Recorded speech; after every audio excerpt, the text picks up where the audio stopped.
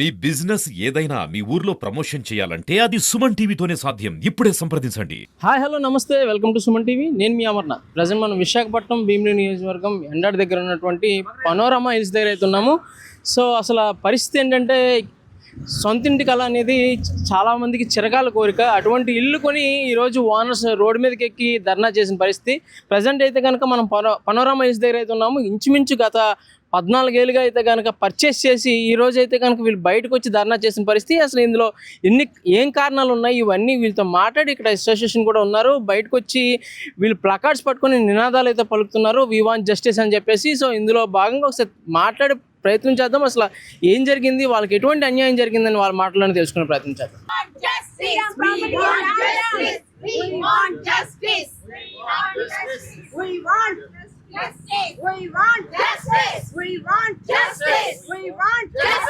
We want justice! Bengaluru నుంచి team అంతా దిగాలి. న్యాయం జరగాలి. చెప్పండి, అసలు ఏం జరిగింది?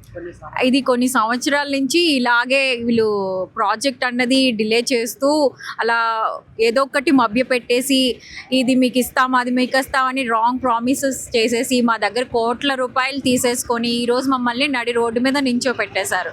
చూస్తే లిఫ్ట్లు ప్రాపర్గా లేవు, లీకేజెస్, డ్రైనేజ్ ప్రాబ్లం, ఎవ్రీథింగ్ అసలు ఏం ఉండకూడదు గ్రేటెడ్ కమ్యూనిటీలో అవన్నీ ఉన్నాయి.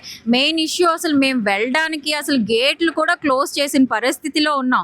ఓన్లీ ఒక గేటే మాకు ఇస్తున్నారు, ఇంకో గేట్ వెళ్ళా వాళ్ళ యొక్క పవర్తోని క్లోజ్ చేసేసారు.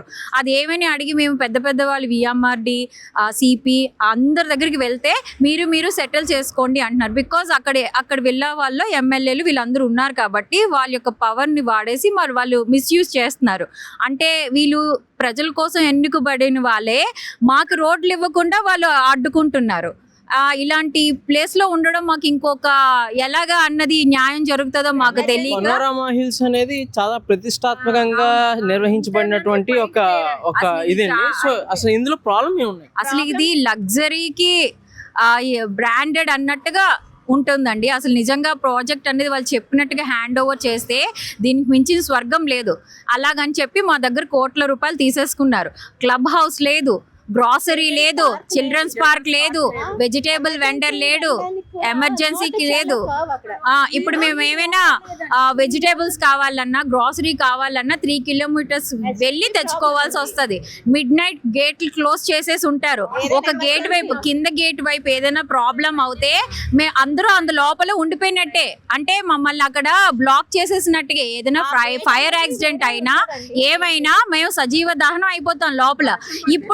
ఇప్పుడు మీరు సెటిల్ చేసుకోండి అన్న ఈ గవర్నమెంట్ అంతా ఆ రోజు వచ్చి మా శవాలు లెక్క పెట్టుకోవాలి. దానికి ఎవరికి సమాధానం చెప్తారో కూడా మేము ఇప్పుడే అడుగుతున్నాం. ఎందుకంటే అయిపోయిన తర్వాతే మీరు అయ్యో ఇలా అయ్యిందా అని అనుకుంటున్నారు. మేము ముందుగా ప్రశ్నిస్తున్నాం. అంటే మా అందరు శవాలు కావాలా మీకు? మమ్మల్ని ఇంజెక్షన్ ఆర్డర్ కూడా వచ్చిందండి. ఇంజెక్షన్ ఆర్డర్ వచ్చింది. 24 అవర్స్ గేట్స్ ఓపెన్ చేయాలని ఉంది. కానీ వాళ్ళు ఏంటంటే ఆ ఆర్డర్ వచ్చిన తర్వాత 24/7 ఫుల్ క్లోజ్ చేస్తారు. ఈ రోజుకి 20 డేస్. ఏదైనా ఎమర్జెన్సీగా అంబులెన్స్ రావాలన్నా ఈ రోడ్ల నుంచి అయితే రాలేదు. ఈవెన్ ఫైర్ అయినా సరే రాలేదు. అది ఏంటి అసలు మీరు అంటే మామూలుగా కోట్లు పెట్టి ఇల్లు కొనుక్కొని ఈ రోజు ఇలా రోడ్డు ఎక్కాల్సిన పరిస్థితి ఎందుకు వచ్చింది? ఇలాంటివేమైనా మీరు చిన్న కమ్యూనిటీలో చిన్న వాటిల్లో చూస్తారు. కానీ ఇంత గ్రేటెడ్ కమ్యూనిటీ, ఇంత పెద్ద ఒక్కొక్కరు పెద్ద పొజిషన్స్ లో ఉన్న వాళ్ళు ఇక్కడ అందరం అంతే. మేమైనా ఎంబీఏ, ఒక డాక్టర్, ఒక లాయర్, వీళ్ళందరమే ఇక్కడ నుంచి ఉన్నాం. ఎవరు మామూలు కాదు, అందరూ పెద్దలు. కానీ అవతల వాళ్ళు అలాంటి వాళ్ళు ఉన్నారంటే మేము కూడా ఏం చేయలేని పరిస్థితుల్లో అయిపోతుంది. ఏమైనా అంటే కోర్టు అంటున్నారు. కోర్టు ఎన్ని రోజులు తీసుకుంటుందండి? సంవత్సరాలు తీసుకుంటుంది. ఆల్రెడీ అన్నిటి మీద కేసులు ఉన్నాయి. కానీ వాళ్ళకి తెలుసు అవి సంవత్సరాలు జరుగుతాయి అనేసి. అదే వాళ్ళు దాన్ని లూప్ హోల్ గా తీసుకొని అలాగే మేము చేస్తాం కదా. ఇప్పుడు కూడా బాలాజీ అన్నది లైజనింగ్ ఎవరు చూస్తున్నారు? అసలు ఏంటి మేనేజ్మెంటే ఉందండి. మెయిన్ ఆఫీస్ అయితే బెంగళూరు అండి. వీళ్ళకి ఏదైనా అడిగితే వీళ్ళు రెస్పాండ్ అవ్వట్లేదు. మీరు బెంగళూరు వాళ్ళతో మీరు తేల్చుకోండి, మాకు సంబంధం లేదు, వాళ్ళు ఎలా చెప్తే మేము అలా చేస్తున్నాం అని అంటున్నారు. అందుకనే వాళ్ళు రావాలనే మేము ఇప్పుడు కంప్లైంట్ ఇచ్చాము. అన్ని అయ్యాయి, చాలా విసిగిపోయారు. మీరు పనోరమా హిల్సా మీకు నమస్కారం, అక్కడ ఒక పోలీస్ స్టేషన్ కట్టుకోవాలి అని అన్నేలాగా అయిపోయింది. ఎందుకంటే అన్ని కేసులు ఉన్నాయి వాళ్ళ మీద. కానీ వాళ్ళు దేనికి లొంగడం లేదు. చెప్పండి. దీని గురించి విఎంఆర్డి, నా పేరు రావణమూర్తి. విఎంఆర్డిఏ వాళ్ళకి ఇచ్చామండి. విఎంఆర్డి, కమిషనర్ ఆఫ్ పోలీసు, ఇక్కడ జీవీఎంసీ వాళ్ళకి ఇచ్చాము, తర్వాత పోలీస్ వాళ్ళకి ఇచ్చాము. సో ఎక్కడెక్కడ డిపార్ట్మెంట్స్ అందరు కూడాను మా ప్రాబ్లమ్స్ అనేది మేజర్ ఇష్యూస్. ఇక్కడ గేట్ ఇష్యూ, ఇక్కడ ఎమ్యూనిటీస్ లేవండి. 14 years నుంచి 2012 అయిన ప్రాజెక్ట్ ఇది. 2025 వచ్చింది, almost 14 years. So every time వాళ్ళు కమిట్మెంట్ ఇస్తున్నారంటే అదే వర్బల్గా ఇస్తున్నారు, కమిట్మెంట్ ఇస్తున్నారు, అలాగే ఇస్తున్నారు అనమాట. వీళ్ళు మెయిన్ ఆఫీసు బెంగళూరులో ఉన్నది. వీళ్ళు ఎవరో ఒక 2-3 స్టాఫ్ ఉన్నారు, వాళ్ళు మానిటర్ చేస్తున్నారు. వాళ్ళు మాకు రెస్పాన్సిబిలిటీ లేదు అంటున్నారు. సో మినిమం థింగ్స్ ఇక్కడ ఏవైతే ఉండాలో అవి లేవండి. అదిగో మీకు బోర్డులో కనబడుతుంది, తర్వాత మీరు చూడండి. సో మాకేంటంటే మా డిమాండ్ పేమెంట్స్ అంతా కూడా 100% పే చేసేసుకున్నాం. 100% పే చేసాం. ఈ మెయింటెనెన్స్ మేము 6 months ఇవ్వలేదని మరి కార్పొరేట్స్ కూడా తీసుకెళ్ళడం మానేశారు 5 days నుంచి. తర్వాత లిఫ్ట్ ఆపేశారు, ఒక లిఫ్ట్ ఆపేశారు. తర్వాత వాళ్ళు ఎందుకు మెయింటెనెన్స్ ఇవ్వాలి అది అడగండి. వాళ్ళు ఎందుకు మెయింటెనెన్స్ కిందకి తీసుకొచ్చారు అంటే ఇవి ఎంత హై రేస్ టవర్స్ ఇవి.